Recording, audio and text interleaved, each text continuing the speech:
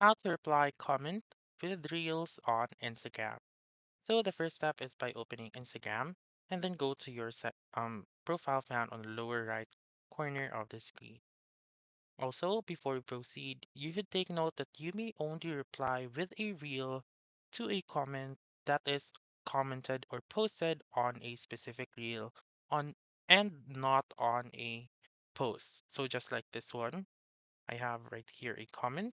I just simply click on reply right here and click on this camera icon right here. Once you're right here, you may either upload a specific video or an existing video found on your camera roll or record another one right here. For example, I'll just record one and then I'll just click on next and upload the reel that I have. Click on next once again and then simply upload it. Then there you go. That's how you can reply comment with reels on Instagram. So that's all for this video. Let me know in the comments section if this works out for you. For more helpful tutorials like this, please subscribe to our channel and don't forget to click that notification bell. Thank you for watching and have a wonderful day.